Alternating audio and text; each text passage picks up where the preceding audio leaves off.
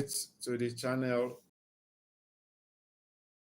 disturbing thoughts that I would like to share with you, and I would like to have your comments. They are very pertinent to every one of my compatriots. After the service today, I was just discussing with one of my brothers, because I would just say, people used to ask the question, Nigeria, how did we get here? How did we become like this? What's wrong with our people? Who do us? When they ask that question, who do us is a local way of saying, who did this to us? Who put this upon us? But I've come to understand that nobody did it for us. We did it for ourselves and unto ourselves. But the reason why is what I find difficult to fathom out. Since I was in school, I've been thinking about it. We did genetics. Then we wonder, what is wrong? Is the problem in our genes, in our blood, or in our brain? What is the problem? Why are we like this? History and research has made us to understand that we were never like this. But somewhere along the line, things just started to go south.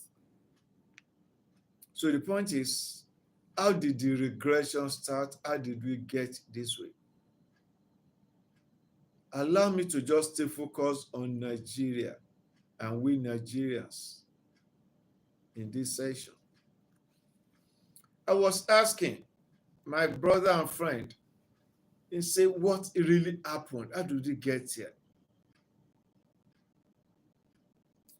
So I was wondering, what really could have happened? The first question we ask ourselves is, what are the things that make a nation a nation? A nation is sovereign. That means it's independent. It can take care of most of its basic needs by itself or herself. Then ask the question, what are the things that we can take care of now by ourselves? Things solid, that in case some other nations around us say, well, they are not dealing with us for one reason or the other, they're breaking ties with us. Can we survive it as a nation? For how long? What are the basic things that we can take care of by ourselves? Have we tried to think about that? Now, I was going to let me go through some checks I tried to do. And one of the things that make a nation is agriculture. I remember in the Bible when some nations were fighting against each other, they formed a siege around that nation. That is, nobody was coming in. But they were able to survive for an appreciable time because they have solid infrastructures to take care of themselves and their facilities for an appreciable time. For how long can we in Nigeria survive without depending on these nations around us? Are we really sovereign? Are we really a nation? Or we are just living a life of delusion? Look at agriculture. Are we really free? Can we really feed ourselves? It wasn't like this before. We could take care of ourselves. There was abundance of food. But right now, every day, this food material are becoming scarcer and scarcer, more scarce in the marketplace. The little ones that have been produced, we have some hoodlums disturbing them on the farm and saying they will not destroy the farms, literally. And do we have a government? So the machinery, the caterpillar, the tractors, how many are we producing in Nigeria that if the tractors spoil, we produce the spare parts that we can maintain them ourselves? And remember when I was in high school, comprehensive high school, Itoro, they had tractors and the students were being trained how to even students, that is teenagers, high school students, how to operate tractors and how to repair them, how to maintain them. Even our universities now don't have that. Things are supposed to become better, but they are depreciating. The herbicide, the insecticides, all these things are products from petrochemicals. And what happened to our refineries? They went down. 4 of them. And the most shocking, painful, I don't want to use the word nauseating thing, is that the people that were put in charge, Nigerians, after desecrating these refineries, they knew that they had done it in such a way that these things could never come back to life. They still went back borrowing money for, they call it turnaround maintenance. And they were not maintaining anything, because with them maintaining over the years, the refinery never came out to produce anything. And they had hundreds of workers, they are paying millions and billions as salaries and allowances. And you know the worst part of it? The worst part of it, they were using the crude oil, the major source of income for the nation, as collateral. They even gave this crude oil in advance for loans they are collected. So when now some patriotic Nigerians now came up saying, if the national refineries will not work, give us permission, give us the license to produce and to set up or to establish, and they establish, to the chagrin of the nation. There was no crude oil for them from Nigeria, even though we had we are one of the largest producers of crude oil in the world.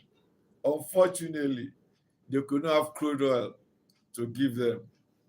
So the largest of them, Dangote refineries, after so much talk and so much efforts, I just got information last week that 53% of the crude oil it uses, it refines, are imported from the United States. Can you imagine? Why? Because the ones produced by Nigeria are being mortgaged out to get loan to repair refineries that were never allowed to come to life. Can you just imagine? Is that a nation? Are these people? Are these human beings? It's so shocking. It's so sad. Last week, I was just trying to encourage our children, our youth, say, weep not, child, weep not, my darling. But when I came across this information, uncontrollably, I was weeping inside. It was not like when we were growing up. Our forefathers did not live with this kind of nation. And yet, the people that are in leadership are behaving like maggots in the toilet pit, are behaving like scavengers, hyenas, vultures, desecrating, and they are doing it with relish. Are we a nation? Are we a people? Are we human beings? I know we are human beings. God has made us well. Because our brothers and sisters and our children that were able to travel out of the country to offer their skills to other nations where the skills are needed, they are doing so well and they are adding so much to the economies of those nations. Go and check the statistics of Nigerians in US. You'll be alarmed how they were. Just one Nigerian medical doctor was one of those outstanding that performed microsurgery for a baby in the womb. Performed the surgery successfully, implanted the baby back in the womb, and the baby was born normally. That's Nigerians for you. And so many other areas, every field of life. But those inside, I don't want to use them the word bastards. Not bastard, not because they were not born by their fathers, but because they are working against the family ethics, family principle, family ideals, family policy. They are working to destroy the legacy or the family, inheritance of the family, the well-being of the family. They don't care what happened to their brother. They don't care what happened to the family inheritance. For those that read the Bible, remember the story of Naboth. Even when the king of the land wanted to take over the family inheritance, the family vineyard, he said, let me offer you money. The young man said, sorry, king, with all due respect, your money will not suffice. Can I give you another one, more final one? He said no, because he believed in family legacy. That's why that national anthem that they tend to want to block, I said, the labors of our heroes past shall never be in vain. Because when we're going to recite that, you'll be able to remember that what our forefathers have done, we must not allow these things to go down. The national assets were being sold off. We started this NITEL, telecommunications, one of the first skyscrapers in Lagos. It was desecrated, taken to the ground. Every other infrastructure, every other national monument, they took to the ground. And these human beings. And they wear the agbada, the babariga. So when I was just reflecting on this, it made me sad. So what is wrong with us? Like Michael Jackson sang, if you want to make a change, look at the man in the mirror. They look at yourself and start the change with you. The problem is not only with the government, but with all of us Nigerians. That's why I'm sharing this, so that let's have a rethink. The ordinary man on the street will want to just take undue advantage. The one at the filling station, everywhere you go, you see Nigerians doing hanky-panky, trying to shortchange, trying to subjugate, trying to just do so many things. People, Palavi, you're welcome. Thank you for reflecting with me. We just see Indewo. God bless you.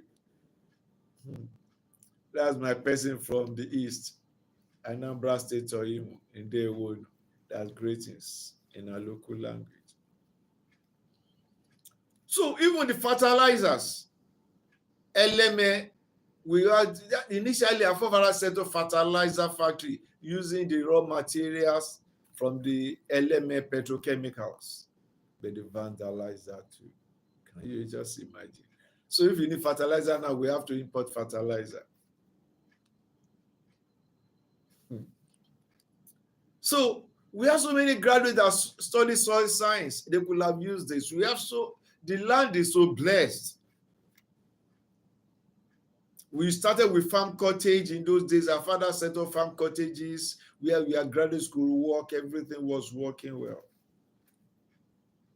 Well, let me hang that for now. We still come back to it on some other days. We just have to reflect to make sure how do we get ourselves out of this terrible situation. The question I ask is, what do we have comparative advantage of in this world? What is it, the thing that you can produce, sustaining, things that determine your well-being, that will produce better than other nations? When you talk about ammunition, even India has set itself free from all this. We have to be importing everything that we need to sustain, or we import. Fridge, freezer, electronics, phone, everything we import. And the one we try to assemble here, we don't produce the raw materials here for maintaining it. We have to import it. So all we do is assembly. Is that a nation? Is that a people in this modern age? And we have so many universities. That's another ball game, and that's another talk for another time. When I was in the university, I didn't know it to get to this level. My supervisor, Professor Wifo, at the University of Ibadan, Department of Biochemistry, working on genetic engineering. You know, genetic engineering is to see how you can improve life. This one that's now over the way here, so genetic engineering, gene splicing. He imported some equipment, but the government not giving money, the university not giving money, from his own saving, from his sabbatical allowances. He saved money to get this equipment to continue the research of sabbatical in Nigeria.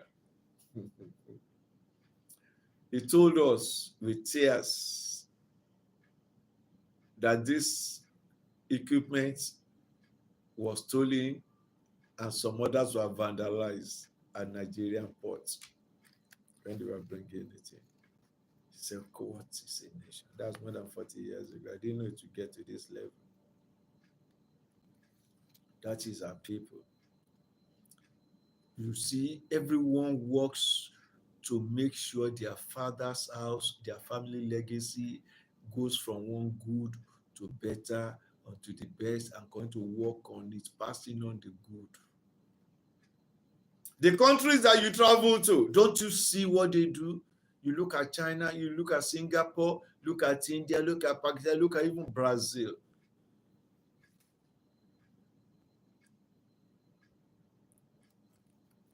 So in manufacturing, instead of our manufacturing industries growing and increasing, you talk about industrialization in Britain. Is it not improving?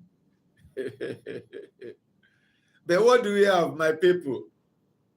Our industrialization in the last 5 years, oh Father, it depreciated so fast. Even the foreign companies, the multinational that set up, they had to pack up and leave Nigeria because they were choking the people. Those, I don't know adjective to use for them now. They choke them and they send them out. Not with so many actions. Thank you, Ramesh from India. Thank you.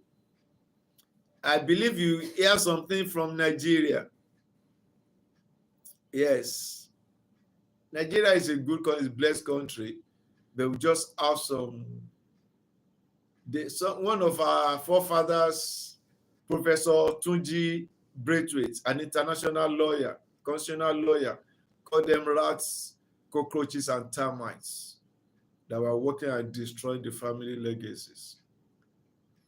But they work at it to make sure they frustrated him. But thank God he has gone to rest with his maker. When I was growing up, we had Nigerian construction firms. I grew up in Ibadan, Southwest Nigeria. At least in my area, we had two that could construct very good roads. One of them was Banjoko and Sons. They were doing road construction and they would do good job. In those days, that is in the 70s. Another one is C.A. Oni and Sons. Later it changed to Aboni. It's around Usage in Ibadan, Elizabeth Road. But now, how many reliable Nigerian construction firms do we have? All the construction. In my area now, they are trying to construct a bridge, flyover. Who is doing it? They are foreigners. Because if Nigerians are given such a job, they will do such a kwashiorkor job that the bridge will just be a disaster, will just be a death trap. What's wrong with us? Is it money? Is it affluence? Is that how you believe life is all about? Please, let's have a rethink. Now, like Jesus said, weep for Jerusalem. For Jerusalem is killing her prophets and rendering those who are sent to save her, render them useless and impotent. Weep for Jerusalem and pray for Jerusalem. Somebody said, prayer, well, we can't leave out prayer, because if actually the Bible is true, and I believe it's true, when people prayed, God answered and dealt with the wicked leaders.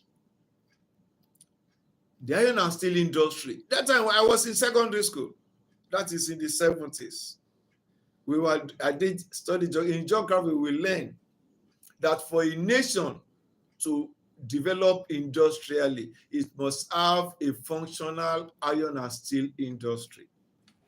And I believe our forefathers then learned about that.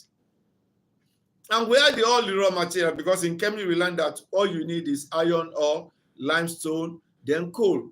We have coal in Enugu, Nigeria.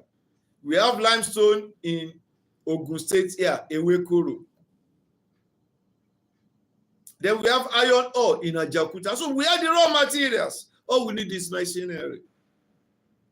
More than 40 years, they set up, spend billions of dollars to set up the Ajaokuta industry. What's the story now? And one of our senators now, before she became senator, I don't want to mention names here, was fighting very tenaciously, say this Ajaokuta must see the light of day because it's within our state, our constituency. Some negative people were fighting and saying, you better shut up your mouth. But she could not keep quiet because of that passion. Say, this is my nation. This is my fatherland. I am not a bastard.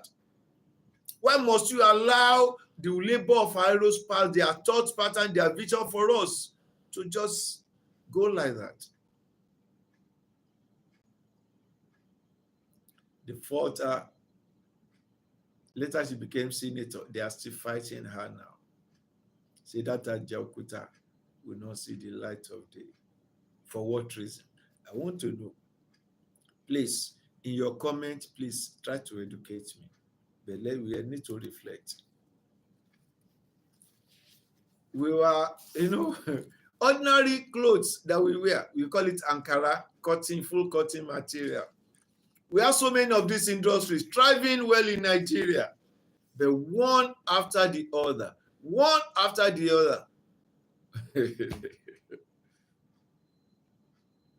they had to paralyze their activities. One of them, in the area where I live now, used to call Hong Kong Textile Mills.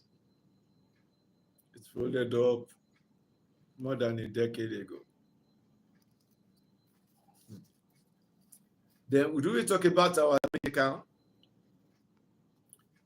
Before, Nigeria used to be one of the leading nations in medical treatments in Africa.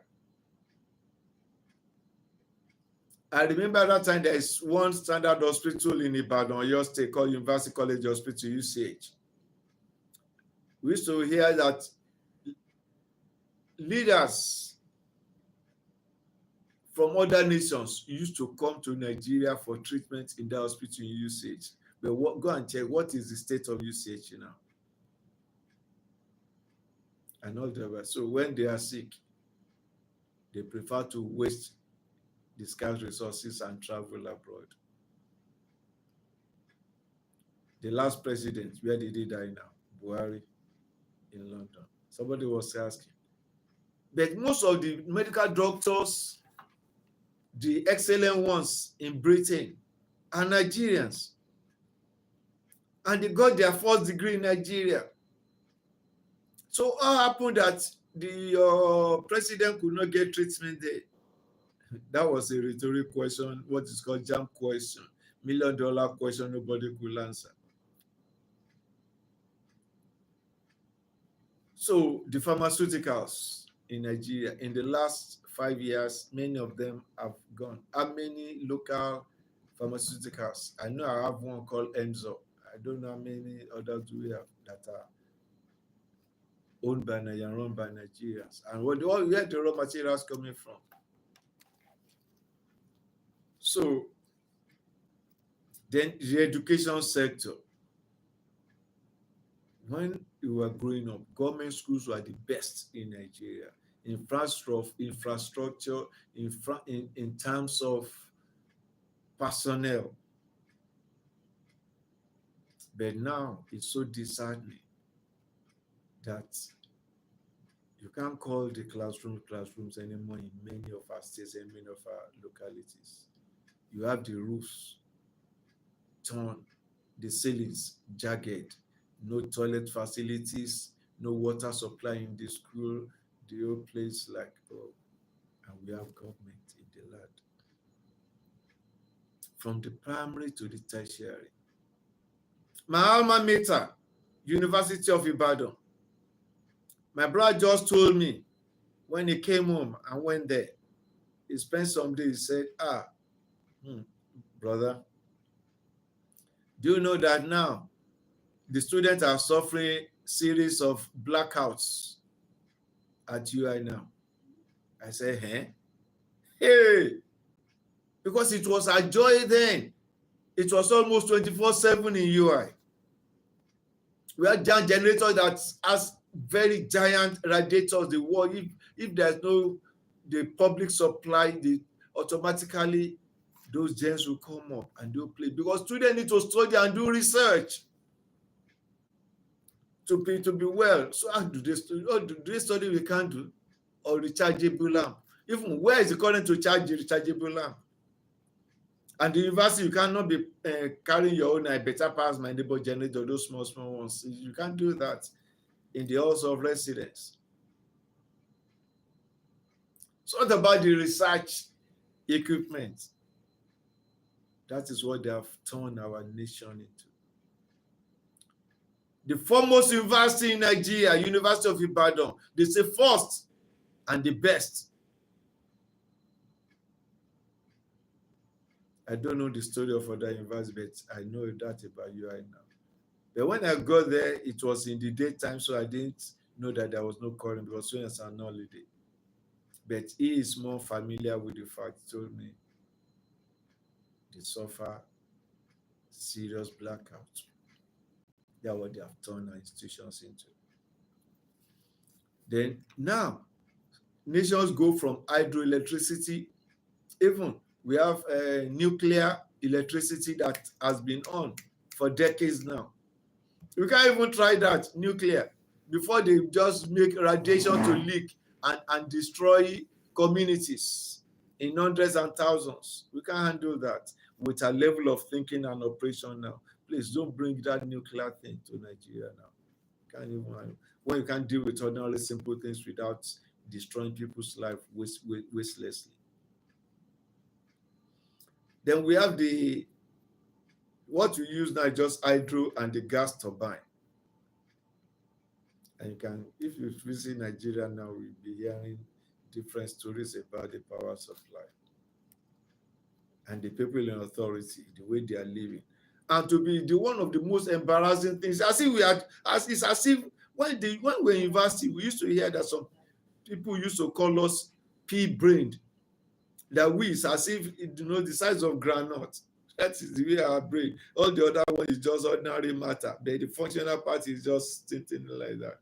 I said that's an insult. It's not that our brain is like that, but our mind. Yesterday and day before yesterday, I talked about the mind. Our mind had become twisted. Had become, I don't know the word to use now. We'll find out tomorrow in our reflection. But this is just for us to know. Please let us reflect. Wherever nation you are, see what you can do to make it better. And note, there are some people are working assiduously to destroy what our forefathers have left us.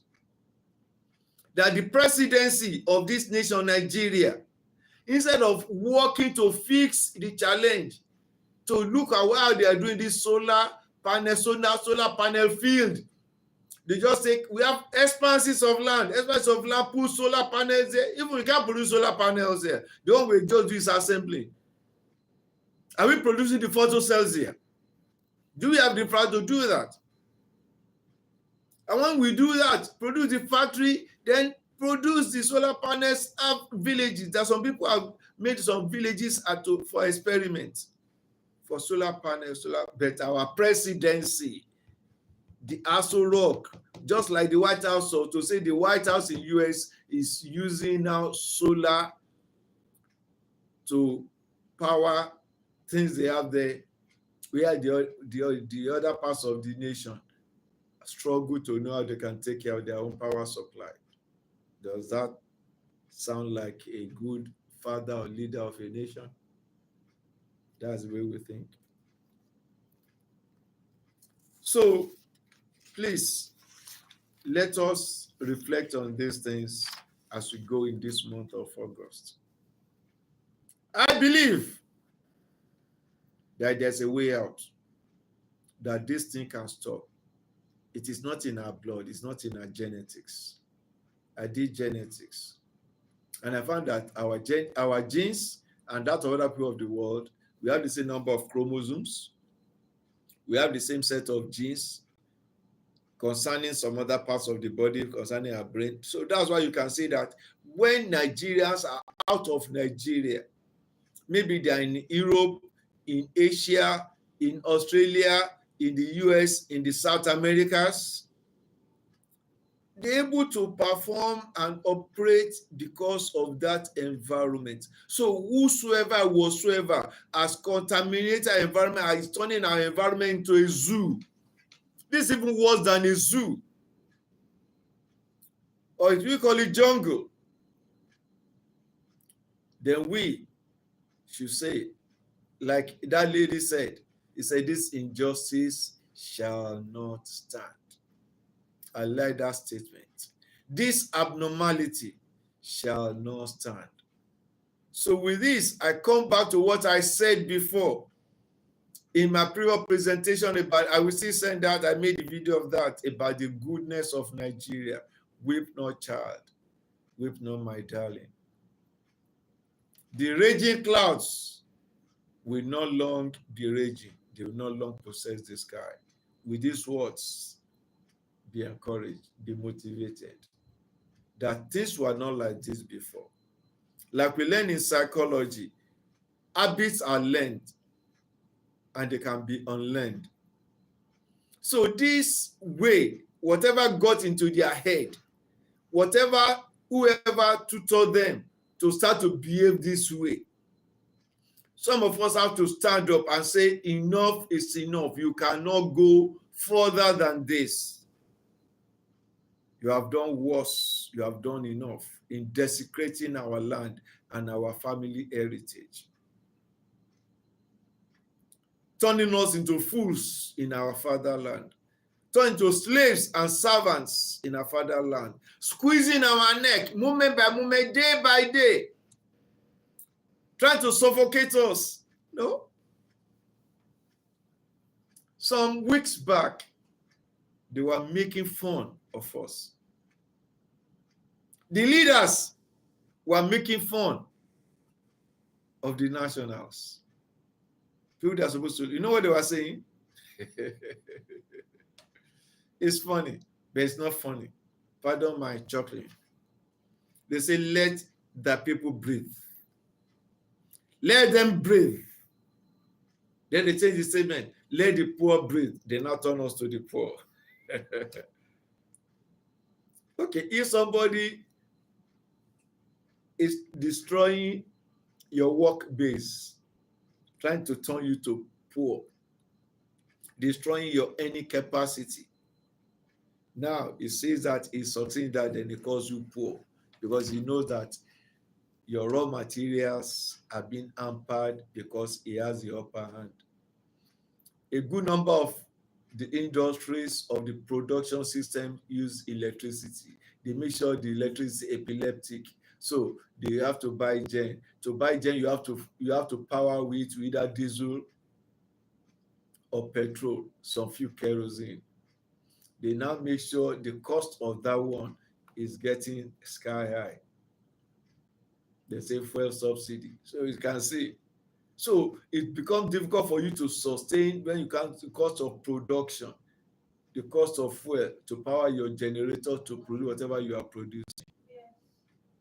So you can see.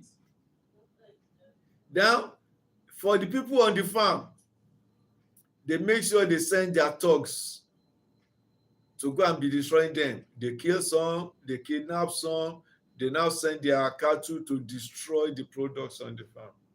And the field they harvest, they have to now start to tax them.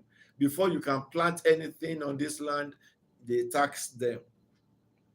Now, when the things are mature, that's under threat again. To harvest, you have to pay. But you know, like I used to say, we pray and God will hear.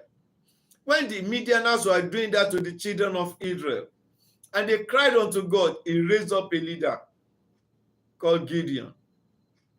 Gideon was an ordinary man in his own eyes. But when God sent his angel, say, Gideon, Gideon, rise up, get up. A man of valor, mighty man of valor. The Lord your God has an assignment for you. And when God will help him to fight the battle, he did not use guns, he did not use spear, he did not use arrow. He uses the spiritual weapon of the gods. So weep not, child. Because our children, they look at us and they say, Dad, Mom, Uncle, Auntie, what's happening? So they are being chased out of their fatherland. You know, when you travel, when people abroad travel, they travel out of joy. They go for vacation. People in Europe, in London, they go to France, they go to Japan, they go to Germany for vacation, for sightseeing. People in US go to people Canada go to US, they go to Brazil, some come to Nigeria, they go to Yankari Game Reserve, just for fun, to enjoy God's. But these ones are not going for excursion, they are not going for vacation, they are running literally for their lives, to seek for better. And it is because of these people. That's what I'm telling you. There is a God in the land. So weep not, child. Please share your comments, and we believe that things will become better. We don't know how when, we don't know how soon, but definitely believe with me.